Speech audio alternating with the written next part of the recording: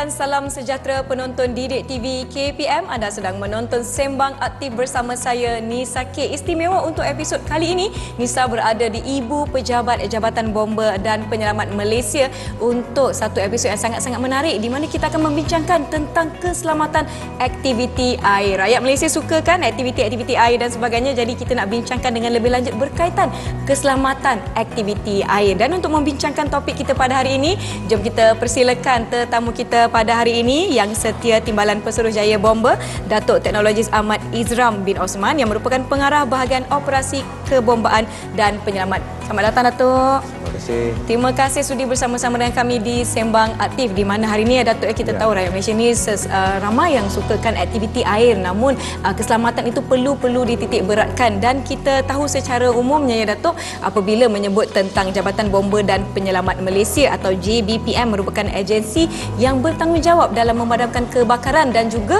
melaksanakan dan memberikan bantuan-bantuan penyelamatan yang pelbagai. Dan peranan JBPM ini saya kira sudah pun semakin meluas, antaranya Datuk dalam menyebarkan maklumat, memberikan pencerahan tentang isu keselamatan dan juga banyak mengenai keselamatan aktiviti air seperti topik kita pada hari ini. Jadi saya ingin minta Datuk untuk jelaskan apa antara peranan-peranan JBPM ini. Silakan Datuk. Okey, terima kasih Nisa. Sama-sama. Yalah, macam Nisa cakapkan tadi bahawa peranan Jabatan Bomba ini kepada masyarakat semakin meluas. Ya, betul. Dan apa yang kita buat kepada yang kita beri kepada masyarakat berdasarkan kepada Akta Bomba. Baik. Akta 341 yang mana untuk menyelamatkan nyawa dan harta benda. Ya. Jadi selain daripada kebakaran, penyelamatan di air ataupun menyelamatkan mangsa lemah juga terlibat ataupun termasuk di dalam skop untuk kita Jabatan Bomba untuk memberi servis lah. Okey, so untuk aktiviti menyelamat ini, kita sebenarnya ini adalah ahli kepada Majlis Keselamatan Aktiviti Air di peringkat nasional.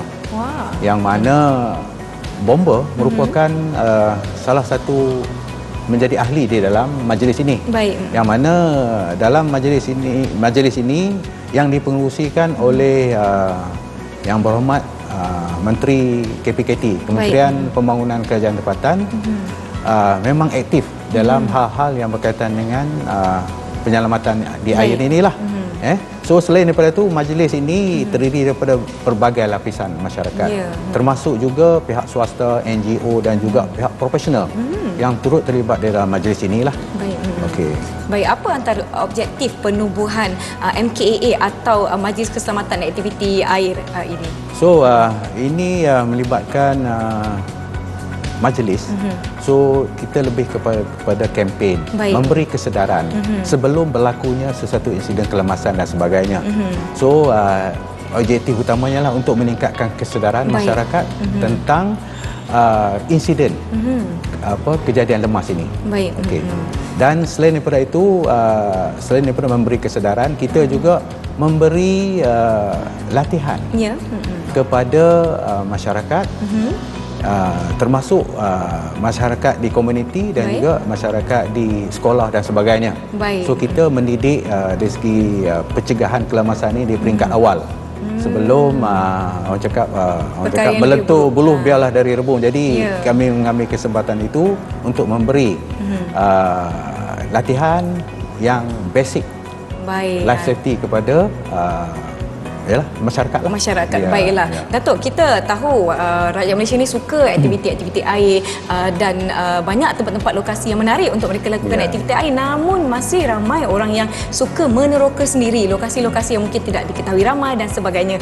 Jadi, apa antara program dan aktiviti kempen kesedaran yang telah dirancang dan dilaksanakan untuk mencegah dan menangani insiden-insiden lemas yang selalu berlaku? Okey, Nisa, biasanya kita buat dua approach lah. Baik.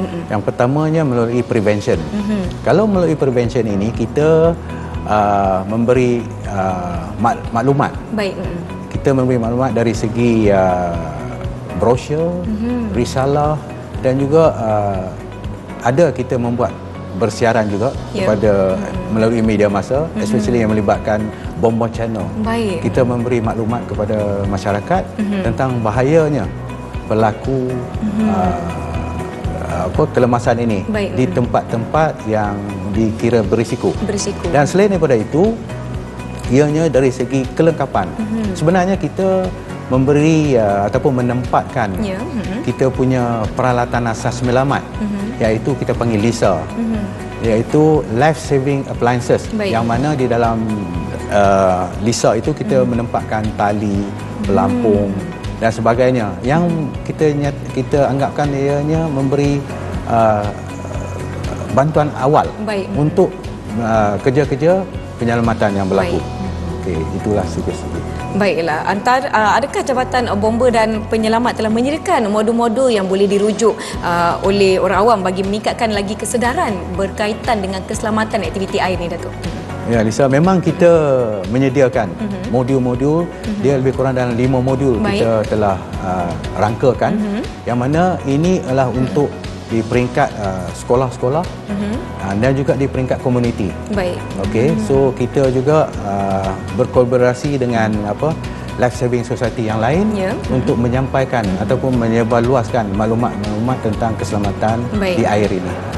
Sekiranya rakyat Malaysia sudah pun ada asas untuk menyelamatkan tu, jangan lupa pula untuk menghubungi bomba.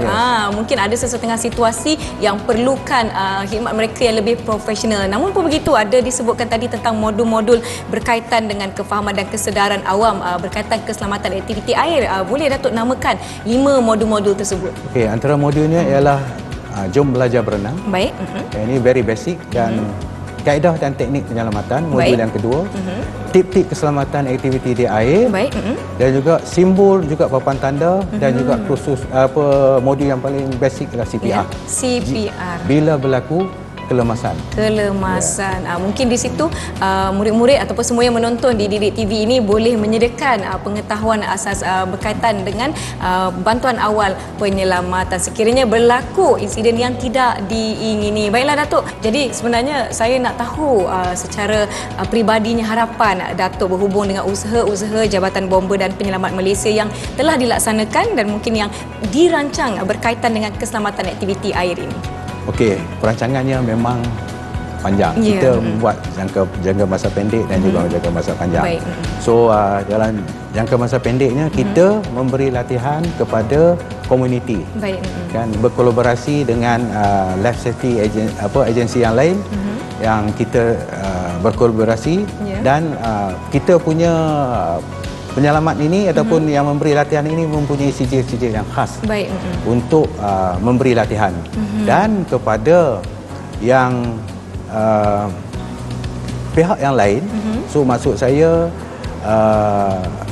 especially yang melibatkan pelajar-pelajar dan sebagainya, murid-murid di sekolah, kita membuat satu modul yang agak komprehensif tentang bagaimana untuk bila berlakunya, pertamanya dari segi prevention, untuk mengenal pasti tempat-tempat yang berisiko.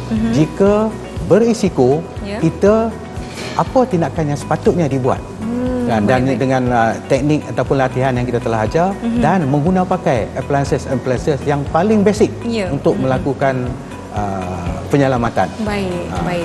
Datuk, kita tahu di negara kita ni ada beberapa musim, dan antara musim yang sering diberikan perhatian adalah ketika musim monsun dan sebagainya. Jadi banyak berlaku insiden-insiden lemas, air banjir dan sebagainya. Mungkin Datuk boleh beri sedikit pesanan buat mereka supaya lebih bersedia atau melengkapkan diri dengan asas-asas bantuan keselamatan awal. Okey, so biasanya kita beri tumpuan kepada tempat-tempat berisiko.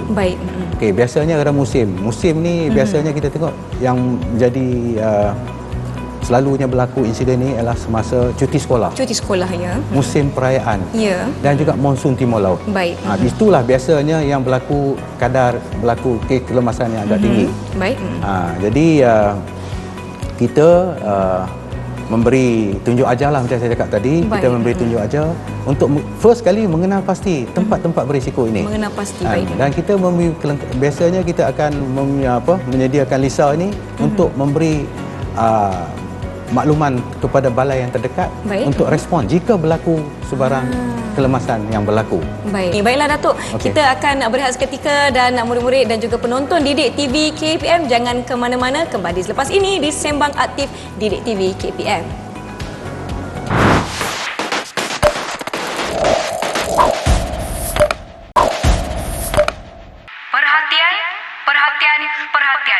Panggilan kecemasan penyelamatan haiwan di dalam tasik di alamat Tasik Putrajaya. Abang Mamba.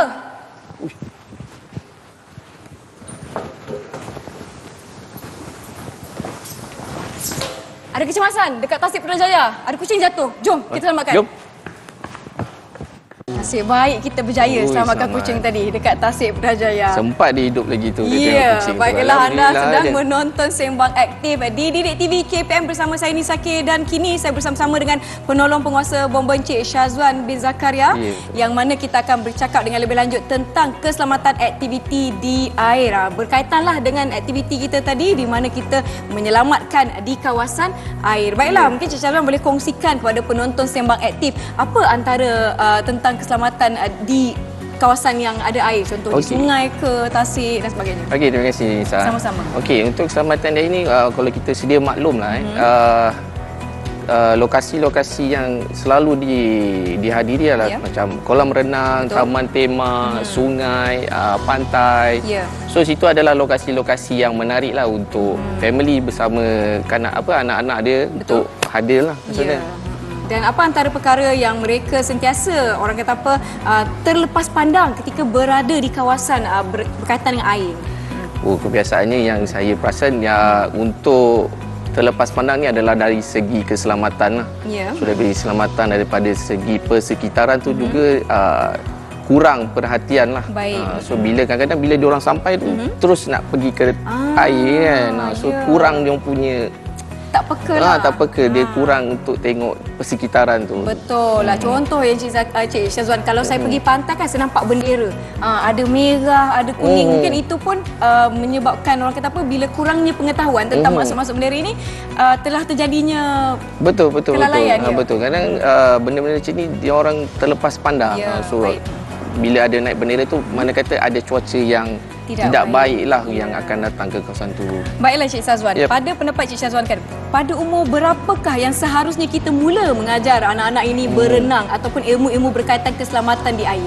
Okey, untuk kanak-kanak ni kita sarankan 3 tahun dan ke atas lah. 3 tahun dan ke 3 atas. tahun dan ke atas. Tapi dalam masa yang sama sekarang pun dalam tempoh 6 bulan pun dah ada didedahkan dengan teknik mengenai renang tu lah. Baik, betul. Ada banyak pusat-pusat pembelajaran untuk Ya, betul. bayi Ya. belajar berenang. Apa antara tip yang Cik Syazwan boleh kongsikan kepada mereka yang suka nak buat aktiviti air? Kadang-kadang Okey. main pergi je ni. Itulah. Okey, tip-tip ni yang biasa kita akan keluarkan adalah untuk mematuhi papan tanda lah. Ya. So papan tanda ni kita pergi kat mana-mana pun ada papan tanda yang patut kita patuhi lah. Memberi amaran. Memberi Jangan peringatan berlari. awal untuk diorang. Betul. Okey. Selain pada itu yang kedua kita pastikan kalau nak pergi ke mana-mana lokasi tu Ya. berteman. Betul. Body system orang panggil. Betul. So kalau ada apa-apa jadi pada somebody, so ada lagi satu orang yang boleh Mendapatkan bantuan. dia betul mendapatkan Kalau bantuan berseorangan mungkin risiko itu lebih tinggi Ya. dan bantuan mungkin tidak dapat sampai pada waktu yang tepat. Apa antara aktiviti lain yang biasa orang pergi? Macam saya suka naik bot tengok pemandangan tapi ramai yang tak suka pakai jaket keselamatan, Cik Syazwan. Oh itu salah lah tu. Itu dah tak boleh. Kita kena pakai jaket keselamatan. Kalau in case yelah terbalik ke apa ke, so safety tu dah ada lah, dah ready untuk diorang. Kita dah untuk bersedia mereka. dalam pada kita nak bersia-sia, nak melancong pun dah pakai Ya, betul. jaket keselamatan dan sebagainya. Tapi kan Cik Syazwan, saya pernah tengok rakan saya dia bersenam. Macam buat regangan sebelum aktiviti hayat tu. Kenapa tu Cik Syazwan? Itu baik tu, itu bagus ya tu ke? orang kata tu. So sekurang-kurangnya bila dia contohlah di kolam renang, so ada regangan sebelum turun ke kolam. Baik. So tak adalah orang kata apa kejadian krem berlaku. Bila jadi kejadian krem di tengah-tengah kolam tu, dia akan jadi panik. Betul. So bila jadi panik tu dia akan mula cemas, dia akan mula drown lah, dia akan lemas lah. Baik. Jadi itu pentingnya kita lakukan sedikit regangan ya, Ya, Cik Syazwan. betul. Ketika memulakan apa-apa aktiviti berkaitan dengan air. Apa antara risiko-risiko yang mungkin wujud di kawasan aktiviti sekitar air ni, Cik Syazwan? Okey, risiko ni kita bergantung kepada lokasi yang dilawati lah. Kalau contohnya di kolam renang, Ya. kadang-kadang permukaan lantai tu licin terutamanya memang licin lah. Kadang-kadang ada jubinnya yang pecah. So menjadikan lantai tu tajam dan tidak selamat untuk diorang guna lah. Okey, betul. Untuk di sungai pula kemungkinan ada kayu-kayu yang masih lagi terpacak ataupun ada batu-batu yang tajam. Itu antara yang bahayalah. So di pantai biasanya akan terima ombak yang besar. Ombak yang besar. So kalau tak ada pemantauan daripada parents ataupun kawan, kemungkinan ombak tu boleh makan dirilah. Baik, kita dapat lihat juga di belakang ni ya. Ini antara risiko-risiko di badan-badan air yang kita dapat lihat ya Cik Syazwan, ada banyak betul. sebenarnya. Contohnya ni penyakit bawaan air. Itu satu risiko. Kencing tikus antaranya. Selalu berlaku di mana? Di sungai? Di sungai biasa. Baik, kita dapat lihat di sini ada tanah, pasir, selut. Maknanya Cik Syazwan, apabila kita lihat kepada senarai risiko di belakang ini, kita perlu betul-betul peka dengan lokasi yang kita nak pergi tu. Lokasi dan suasana keadaan itulah. Macam mana dengan keadaan ataupun sesetengah rakyat Malaysia yang suka nak meneroka sendiri tempat-tempat yang terpencil, tempat-tempat yang tak pernah dijumpai orang. Apa antara risiko yang mereka bakal hadapi sekiranya mereka tidak betul-betul memastikan keselamatan di kawasan seumpama itu? Okey, risiko yang biasanya dia akan pergi standalone ni biasanya akan first kali memang kemungkinan besar akan sesatlah. Okey. Kemudian kalau jadi apa-apa sukarlah untuk kami untuk pasukan penyelamat untuk menjajaki dia. Baiklah, kita dah dengar apa perkara yang patut kita lakukan sekiranya kita melakukan aktiviti-aktiviti berkaitan dengan kawasan yang ada air. Tapi sebenarnya Cik Syazwan, apa perkara yang kita patut elak pula? Okey, jadi kita boleh tengok belakang ni. Baik. So kat sini adalah panduan keselamatan di air lah. Okey, antaranya kita jangan melanggar peraturan papan tanda lah macam kita olah yang mula-mula tadi tu. Betul lah. Sekiranya ada papan tanda kena ikut. Ya, kita kena follow lah dia punya arahan tu supaya tak ada risiko yang datang lah. Betul, kita mengurangkan risiko. Baik. Kemudian kita pun jangan lakukan aktiviti di air jika tak sihat. Kalau sedemam, demam tapi lagi berenang ni. Duduk rumah je lah. Rehatlah, tidur lagi sedap orang kata. Apa lagi yang perlu kita lakukan? Okay, kat sini pun kita ada tengok jangan berenang terlalu kenyang.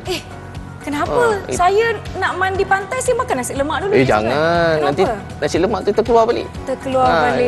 Itu yang menyebabkan bila kita berada di dalam air yang dalam. So tekanan tu akan membuatkan tekanan di dalam perut dan menolak semula. Ia menolak semula. Kalau dah muntah nanti tergapai-gapai dengan nasi lemak tu. Nasi lemak tu. Baiklah, ini antara perkara-perkara yang patut dielakkan. Ada banyak sebenarnya. Contoh, saya baca di sini jangan mengabaikan siren atau bunyi amaran yang dikeluarkan. Seperti di pantai kan, kalau naik bendera tu kita patutlah janganlah kita redah lagi kan untuk kita mencuba-cuba berani kan. Betul lah. Ada orang kata apa, berani tu berpada-pada. Dalam pada kita nak bergembira, jangan pula kita berduka akhirnya. Kita ada lagi sini jangan meneruskan aktiviti air sekiranya air tiba-tiba surut secara mendadak. Apa maknanya air tiba-tiba surut secara mendadak ni? Dia kalau di pantai ni dia ada air pasang surut, betul tak? Okey. So bila surut yang mendadak ni, dia suddenly bila dia surut, dia boleh orang kata boleh tarik sekali dengan orang ataupun dengan mangsa lah. Dengan yang siapa yang berada yang berada di sana. So dia boleh tarik sekali dengan mangsa-mangsa itulah. Baik, jadi perkara yang berlaku dengan sangat pantas ni kadang-kadang sangat pantas. Risikonya sangat tinggi. Baiklah, saya sebenarnya ada dengar satu tip keselamatan yang dipanggil SAFE atau SAFE. Mungkin Cik Syazwan boleh kongsikan kepada penonton-penonton Didik TV apa yang dimaknakan dengan SAFE. Okey, untuk SAFE ni biasanya kita huraikan. S ni untuk spot lah. Spot. Spot ni biasanya kita akan spot dulu kawasan tu sama ada kawasan tu berada dalam keadaan baik ataupun yang mencurigakan ke apa ke kan. Betul. Kemudian untuk A kita advise. So A untuk advise ni kita biasanya akan follow papan tanda lah. Baik. So advice daripada papan tanda tu kita kena ikut. Kena ikut ataupun nasihat daripada orang tertentu mengatakan ini kawasan dulu tidak pernah jadi bencana ke apa ke. So kita kalau boleh kita elakkan. Advice. Okey, kemudian F. F untuk friend lah. So kena ada teman ataupun orang panggil buddy untuk pergi ke mana-mana tu. Baik, tidak salah untuk melakukan aktiviti secara solo, tetapi lebih baik kalau ada rakan-rakan yang mengikuti. Yang seterusnya huruf E untuk emergency. So emergency ni kena alert lah dengan segala-gala alam ataupun penggera yang akan dikeluarkan di kawasan tersebut lah. Betul. Kalau tidak ada penggera yang berbunyi macam siren tu, mungkin kita boleh lihat contoh sekarang ni ramai yang suka pergi berkemah di kawasan sungai dan sebagainya. Kalau tiba-tiba saya nampak ada banyak ni ranting-ranting ni, apa yang perlu saya lakukan? Kalau ada ranting tu mana ranting banyak tu dah boleh naik lah tu. Boleh naik daripada kawasan tersebut lah. Semua orang kata itu orang kata apa kepala air, petanda kepala air nak sampai lah tu. Kalau kepala air nanti daripada air tu paras buku lali dia boleh jadi paras pinggang. Daripada jernih jadi keruh. Jadi apa antara pesanan-pesanan akhir Cik Syazwan kepada seluruh rakyat Malaysia yang menonton kita di Sembang Aktif ni berkaitan keselamatan di air? Okey, untuk pesanan saya untuk warga di luar sana, ibu bapa kena main peranan penting lah. So ibu bapa kena peka terhadap anak masing-masing. So jangan main telefon je sampai anak pun kita pun terlepas pandang kan. Itu kadang-kadang kesilapan ibu bapa sendiri. So ibu bapa kena main peranan dan murid-murid kena lebih berhati-hati dan jangan berlagak hero lah orang kata. Betul. Kalau nampak ada kecemasan berlaku, dapatkan bantuan kepada dari orang yang lebih profesional. Baiklah, terima kasih kita ucapkan kepada Cik Syazwan sudi bersama-sama dengan kami di Sembang Aktif. Jangan ke mana-mana, kita akan kembali selepas ini di Didik TV KPM.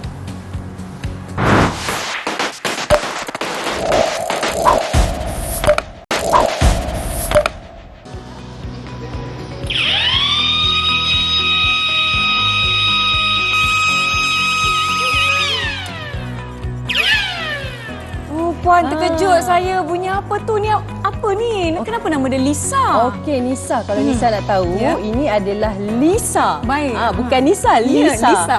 Apa maksud Lisa ni? Ialah Life Saving Appliances. Baik. Ini adalah merupakan satu peralatan alternatif oleh Jawatan Bomba dan Penyelamat Malaysia yang kita letakkan di lokasi-lokasi strategik seperti pantai, air terjun, bagi sekiranya ada berlaku kes-kes kecemasan ataupun kemalangan aktiviti di air. Baiklah, terkejut saya kan bunyi apa tadi. Selamat kembali menonton Sembang Aktif di mana kini kita berada bersama-sama dengan penolong kanan Penguasa Bomba Puan Lizawati binti Muhammad Nasir yang juga Ketua Cawangan Program Kesedaran Keselamatan Awam Jabatan Bomba dan Penyelamat Malaysia Putrajaya. Puan, baik Puan terangkan apa itu Lisa. Saya dah terkejut tadi, kuat betul bunyi Lisa ni. Baiklah, Puan sebagai apa yang topik kita katakan tentang keselamatan di air terhadap orang awam, apa yang dikatakan sebagai asas penyelamatan di air khususnya untuk penonton-penonton Didik TV? Okey Nisa, secara ringkasnya, asas penyelamatan di air ni adalah satu tindakan ataupun satu kaedah ataupun pertolongan yang boleh dilakukan oleh orang awam ketika di lokasi kecemasan ataupun kemalangan yang melibatkan aktiviti di air dengan kaedah ataupun dengan panduan menyelamat yang tertentu dan selamat. Baiklah, sekiranya kita ada pengetahuan tentang keselamatan di air, pastinya kita dapat membantu. Sekiranya kita terjumpa ataupun kita lihat ada mangsa tengah lemas ke, berenang ke, macam mana kan Puan? Baiklah, apa tindakan pertama yang sebenarnya kita sebagai orang awam boleh lakukan sekiranya kita nak menyelamatkan mangsa lemas? Okey, pertama sekali kita kena memohon bantuan. Baik. Dengan cara macam mana? Kita menjerit. Tolong. Betul. Macam tu ke? Kita jerit sampai ada dengan harapan ada orang yang berada di sekeliling kita tu yang berdekatan kita terdengar jeritan kita dan dapat membantu sama. Kedua, kita boleh menghubungi talian kecemasan 999. Betul. Dan ketiga, kita boleh menggunakan peralatan persekitaran ataupun peralatan alami yang berada di persekitaran kita yang kita rasakan dapat membantu. Tapi kan Puan, contohlah saya nak bantu, saya tak boleh nak berenang, saya nak letak tali, saya tak ada tali. Apa antara peralatan di sekeliling saya yang saya boleh gunakan?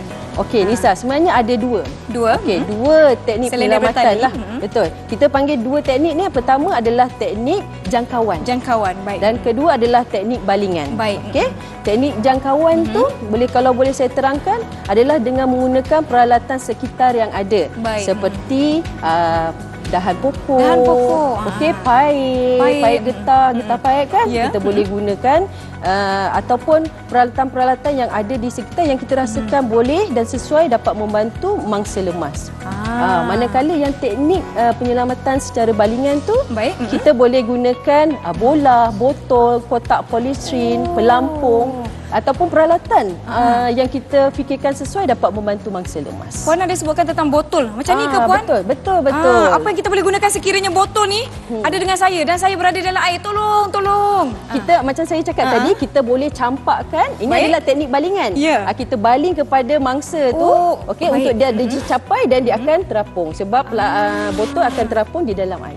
Baik, tapi pastikan botol tu ada penutup lah. Betul. Kalau tak air masuk pula. Kalau tiada penutup, air masuk, mangsa pun tenggelam sama dengan botol tersebut. Nisa. Jadi kita kena betul-betul beri perhatian dan peka terhadap peralatan-peralatan dan juga apa-apa bahan yang ada di sekeliling kita. Ataupun mungkin boleh lihat sekiranya di kawasan tersebut ada ni Lisa. Kawan saya. Bukan cari Nisa tapi cari Lisa. Apa yang ada di dalam Lisa ni sebenarnya, Puan? Okey, saya tak perlu buka lah kot rasa sebab bunyi dia pun Nisa pun dah terkejut tadi kan. Okey, dalam dia tu ada 4 peralatan. Pertama sekali adalah throwback. Yang mana dia ada tali. Jadi kita boleh campakkan throwback tu kepada mangsa lemas. Kedua, dia ada buoy. Okey, pelampung. Ketiga ada PFD ataupun jaket keselamatan. Dan keempat dia ada safety kit. Maksudnya ada peralatan-peralatan medik di dalam tu. Contohlah sekiranya terluka. Betul, boleh. ada asas.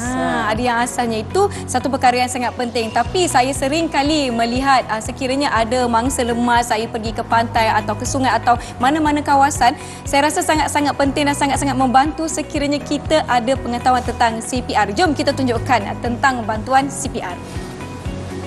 Baiklah, sekarang kita akan minta Puan Lizawati menerangkan langkah-langkah dalam memberi bantuan pernafasan atau CPR. Silakan, Puan. Okey, Nisa, sebelum tu kita kena tahu konsep DRSA BCD. Yang mana D adalah danger.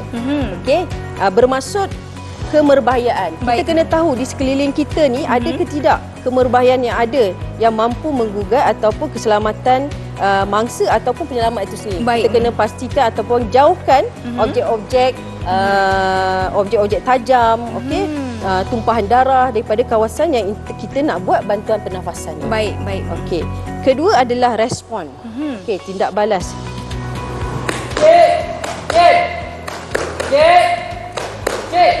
Okey. Yang mana kita nak pastikan supaya sekiranya ada tindak balas daripada mangsa tu sendiri. Sebab tu kita memanggil encik, hello, supaya sama ada dia sedar ataupun tidak. Okey, seterusnya kita kena shout ataupun menjerit. Tolong hubungi 999. Ada mangsa lemas di sini. Tolong. Okey.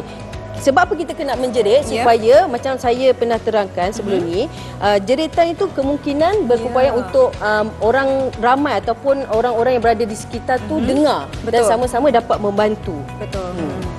Kemudian kita akan teruskan dengan airways.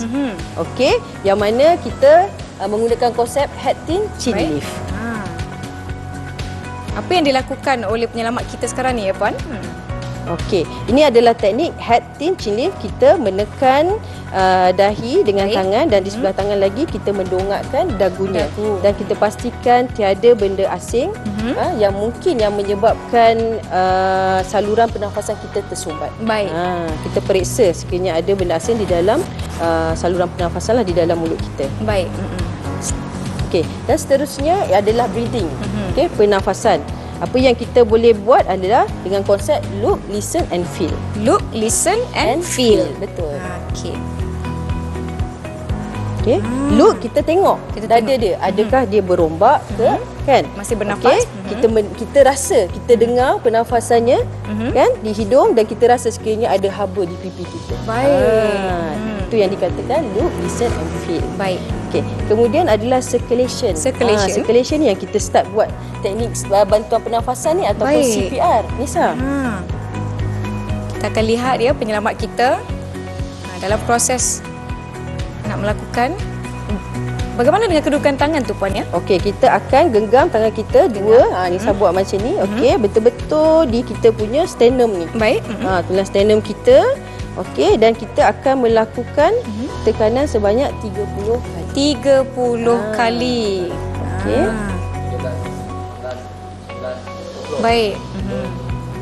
Adakah proses ini akan diulang sekiranya mangsa tidak menunjukkan tanda-tanda beliau akan sedar? Betul. Kita akan buat sebanyak 30 tekanan. 30 tekanan. 2 hembusan mulut dan juga sebanyak 5 kitaran. 5 kalilah setiap satu set tu. 30 tekanan dan 2 kali hembusan. Bagaimana dengan mesin kecil yang ada di hadapan saya ni, Puan? Okey, ini kita panggil AED, Nisa. Okey, automatic external defibrillator. Biasanya pasukan kecemasan atau pasukan perubatan yang menggunakan peralatan EEG ni untuk membantu mangsa-mangsa yang lemas. Baiklah, terima kasih Puan Lizawati di atas penerangan tentang langkah-langkah untuk melaksanakan bantuan pernafasan atau CPR. Sedikit pesanan kepada rakyat Malaysia di luar sana tentang pengetahuan bantuan awal kecemasan. Okey, kepada orang awam, masyarakat Malaysia semua, apa yang boleh saya sarankan oleh Jabatan Bomba dan Penyelamat Malaysia, sama-sama kita mencari maklumat, rajin mencari maklumat berkenaan bagaimana tindakan ataupun langkah ataupun panduan untuk menyelamatkan diri kita sekiranya melakukan aktiviti air di lokasi-lokasi tertentu kan. Betul. Dan juga kita pelajari teknik-teknik bantuan pernafasan yang kita boleh dapati di dalam media-media sosial yang sedia ada. Betul tu. Saya harapkan lebih ramai yang mempelajari contoh bantuan pernafasan dan sebagainya untuk orang kata apa bantuan awal sebelum tibanya pasukan penyelamat ke lokasi. Baiklah, kita ucapkan terima kasih kepada Puan Lizawati binti Muhammad Nasir yang merupakan penolong kanan penguasa bomba, Ketua Cawangan Program Kesedaran dan Keselamatan Awam Jabatan Bomba dan Penyelamat Malaysia Putrajaya. Kita akan kembali selepas ini ke Sembang Aktif Didik TV KPM. Dah sedar ke? Dia dah sedar lah. Dia dah sedar Puan. Alhamdulillah.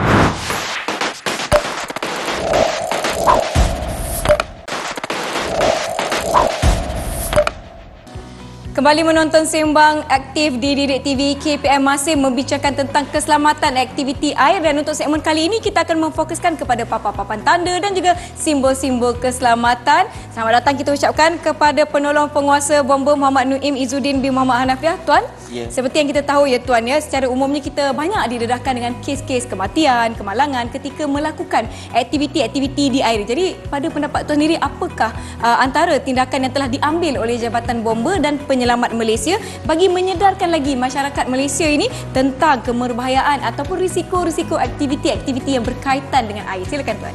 Di dalam usaha memberi kesedaran kepada masyarakat, Jabatan Bomba dan Penyelamat Malaysia mengambil langkah proaktif bersama-sama dengan agensi-agensi berkaitan, sebagai contoh pihak berkuasa tempatan ataupun agensi-agensi yang lain, yang mana kita memberikan ceramah, memberikan pembelajaran kepada masyarakat umumnya untuk kesedaran keselamatan aktiviti di air ini.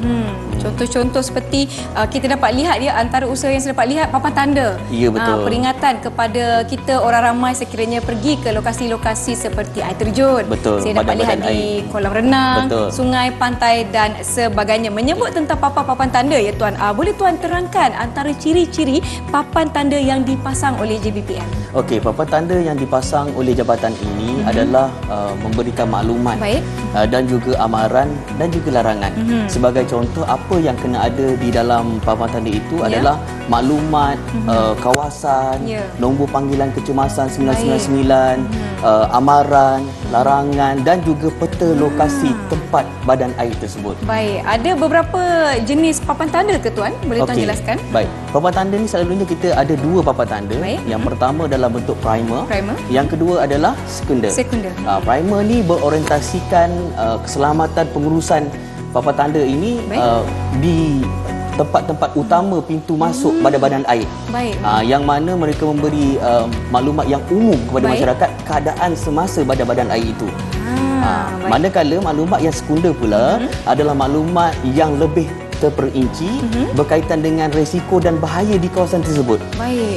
Supaya masyarakat umum lebih faham berkenaan bahaya yang bakal berlaku di sana. Ya, kita pun apabila tiba ataupun melawat sesuatu kawasan pada badan air ni kan, jangan abaikan.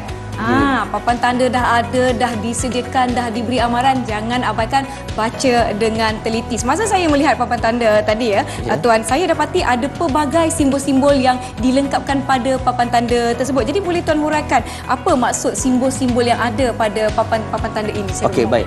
Yang pertama adalah simbol-simbol berkaitan dengan maklumat. Okey, maklumat ini adalah perkara umum berlakunya ataupun langkah-langkah yang perlu diambil, yang sewajarnya diambil di tempat itu. Dan seterusnya ada berkaitan dengan amaran.